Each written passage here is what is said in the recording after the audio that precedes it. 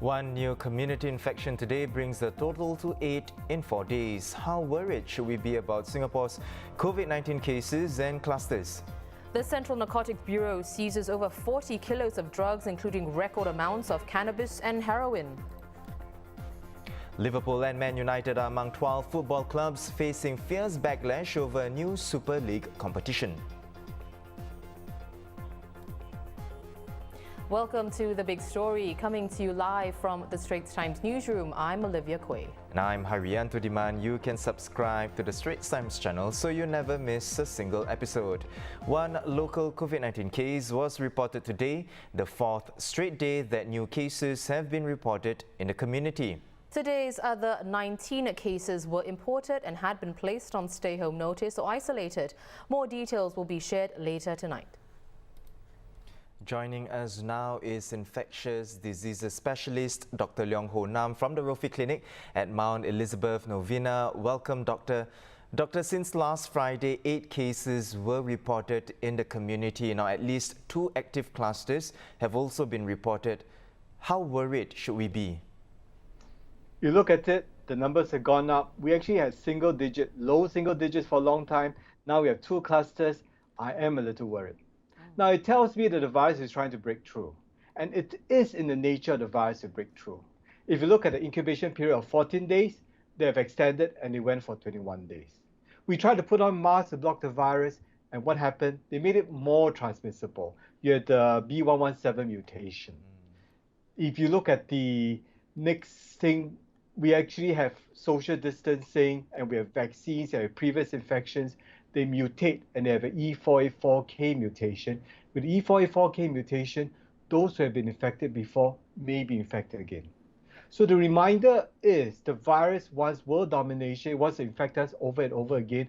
And every time we throw something at them, they will mutate. And having new cases appearing out now is not surprising. What it means for us, you and me, Singaporeans, we need to have more layers of defense. We heard about the Swiss cheese effect from Professor Vernon Lee, my friend, and he's right.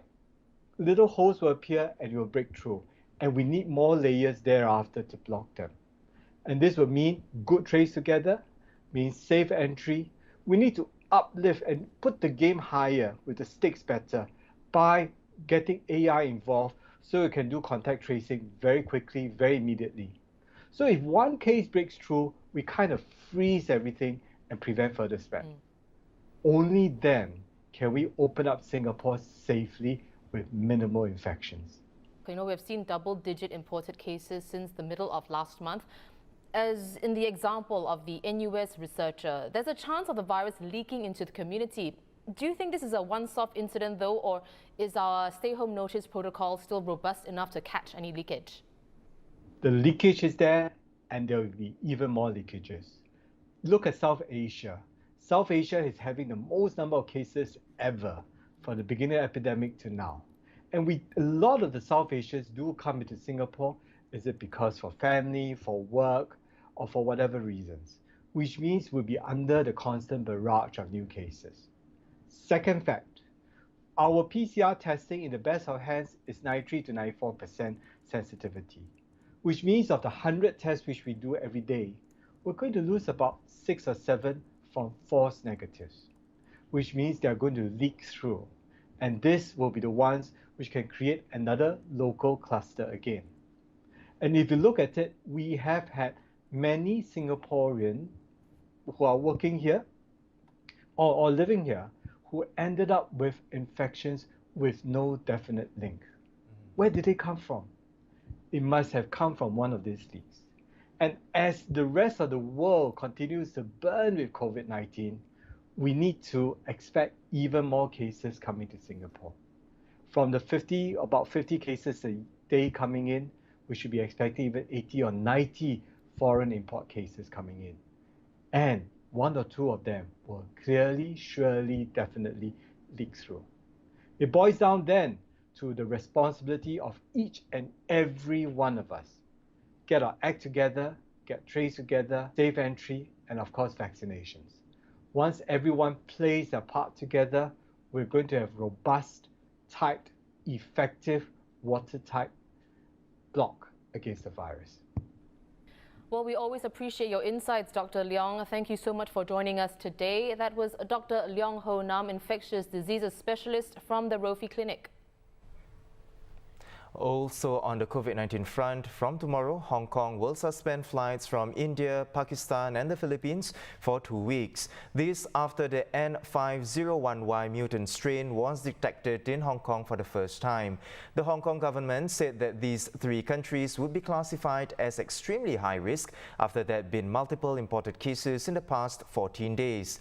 Visitors who have stayed in the 3 countries for more than 2 hours in the past 21 days will also be restricted from boarding any passenger flights to the Asian financial hub.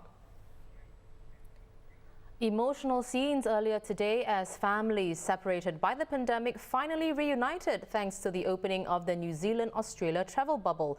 This means that for the first time in almost 400 days, passengers can fly across the Tasman Sea without undergoing mandatory COVID-19 quarantine when they arrive. Australia is home to hundreds of thousands of expatriate New Zealanders, and more than 500,000 New Zealand-born people live in Australia.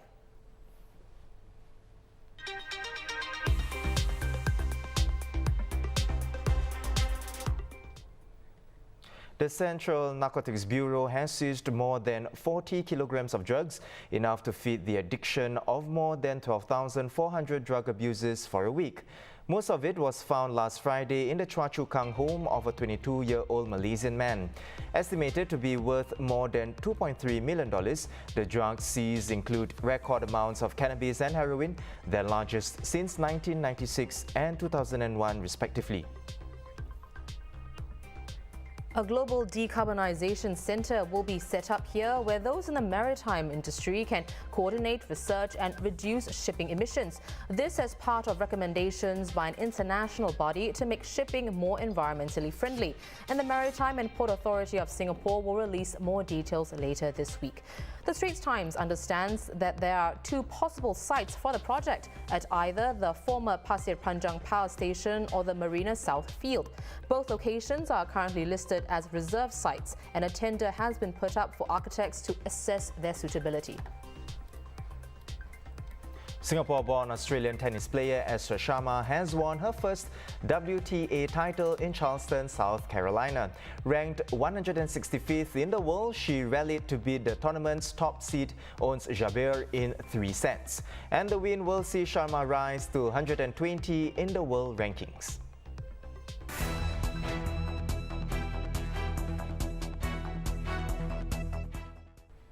Still on sports and the move that could rock the foundations of football's top competitions, we're talking about the breakaway European Super League. The Premier League's Big Six have agreed to join. The 2 Manchester clubs, plus Liverpool, Arsenal, Chelsea and Tottenham will join Barcelona, Real Madrid, Atletico Madrid, Juventus, AC Milan and Inter Milan. Well, these 12 clubs will be the league's founding members who will be guaranteed spots every season. 3 unnamed clubs are expected to join soon, and there will be 5 others who qualify annually according to their domestic achievements. And so the ESL will have 20 teams in total.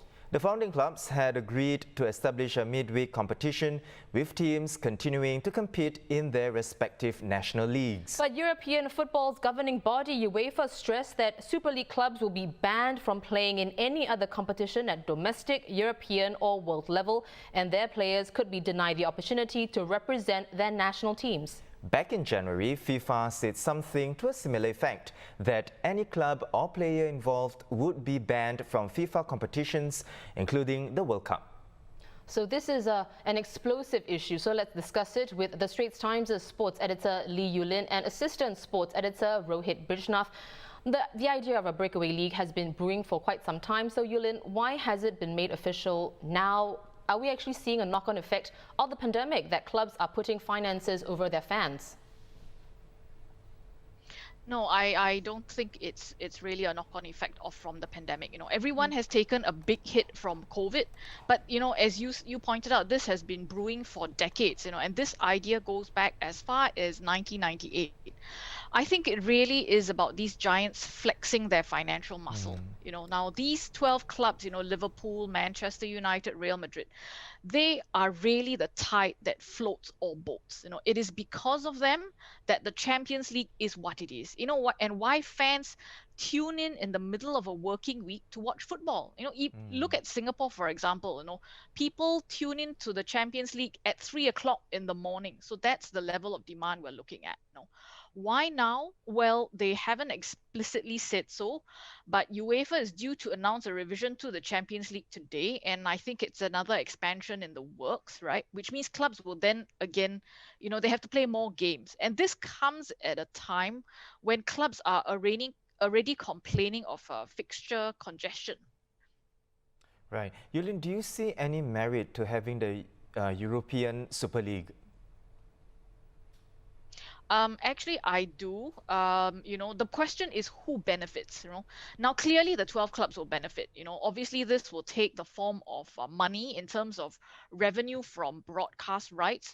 But I would also argue possibly standards because they are playing among themselves.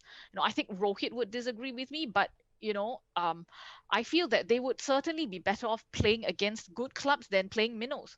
What can stars of Real Madrid, for example, gain by playing the likes of smaller teams? A basic tenet of sport is that you improve by playing against those who are better than you. Look, to be honest, I find this incredibly dull because as much as I want to watch greatness, I also want to watch variety. So I'll give you an example. At the end of the year on the ATP tennis tour, you have 8 of the best players who come together and they play a round robin, and it's fantastic because you've just got the queen of tennis playing together. But if they did that every month, right, you had the 8 best players together, I feel it takes away the anticipation, it takes away the tension of waiting for these great clubs or these great players to play each other. And for me, this would be really, really boring. And I think that it's like eating caviar every day. I wouldn't want it. I want change. I want to see small clubs basically having a chance of knocking off bigger clubs. I mean, surely that's the point of sport, no? Is to dream. And this I think is just fat cats in one big room. Really, really bores me. But I also would like to point out that I don't think sport is a democracy. In many ways, it is very populist in nature, right? I take the curation of the sports desk pages as an example of that. Okay, this season, I think Arsenal and Tottenham Hotspur, who are among these clubs in this 12 the group of 12 that are breaking away, they are not doing that well. Where are they? I think they are seventh, eighth, ninth in the league. Up up there among the top three, I think you have West Ham, you have Leicester, but our coverage is very skewed towards Arsenal and Tottenham. We have far more mentions of Arsenal and Tottenham than we have of, say, West Ham or Leicester. That's because I curate the news according to what I think the readers will want. And we have very big groups of Arsenal and Spurs fans out there, not to say, and we're not even talking about Liverpool and Man U, who have massive, massive fan bases here. Sport is not a democracy. If you look at fan demand for coverage, you just look at what is happening on the PGA Tour. Tiger Woods again is another boat that is another tide that floats all boats. When he competes, viewership goes up, rating goes up. And prize purses also go up. In that sense, I can see where this money angle comes in, because at the end of the day, it's all about money. It might be crude, but it is a question of demand and supply. Great point there, Yulin. So on that note, if the ESL, does take off, what does it mean for the fans, especially for the ones who support Premier League clubs? Okay, so I mean, the official fan clubs have come out to condemn the clubs for this move. But let's be really honest. Do you think the fans will switch allegiances to other clubs if the Super League comes to fruition? I don't think they will. Football fans are tribes like no other. They are almost blind in their loyalty. They follow their teams when the teams are promoted. They also follow the teams all the way down when the teams get relegated. And UEFA has reacted this strongly, with the threat of bans and things like that, because the threat of fan migration is very real. You take, for example, fans in Singapore. If this Super League were telecast here, I'm very confident that supporters here will subscribe to this new competition and stop watching the Champions League. And they would probably be willing to pay a premium because at the end of the day, you are watching the best footballers in the world play each other on a regular basis. Just like in the EPL, viewership for say Liverpool and Manchester United fixture would easily outweigh that for say Liverpool versus Newcastle or Liverpool versus Barnsley or Liverpool versus any other minnow. Right. Now, before we let both of you go, after all that we've discussed, I have to ask, do you actually see this happening, Rohit? No, and I hope not. But I think everybody's going to go to court. Look, one of the things about football is that nobody has the high moral ground, right? So even people who, the UEFA and everybody who's criticizing it, I don't think they're also not always speaking from a position of strength. I think they're going to go to court. I think things are going to happen. I don't think this will happen. And of course, as I said, I'm a bit of a romantic and I hope it doesn't happen. Right. And how about you, Yulin? Do you think the European Super League will be added to the football calendar? No, not anytime soon. I mean, I think the plan for it is to start in August, but I also agree with Rohit. I do think this probably will be resolved in the courts, especially with threats of bans and things like that coming into play. Right. Well, thank you so much both for weighing in on this. We've been speaking with our colleagues on the sports desk, Editor Lee Yulin and Assistant Editor Rohit Brijnav. Now, where do you stand on the formation of the European Super League? We'll sound off in the comments below. Well, those are our top stories for today. For more news and videos, visit straitstimes.com and subscribe to our YouTube channel by hitting the red button below. Once again, I'm Haryanto Diman with Olivia Quay. Join us tomorrow for more stories on A Big Story.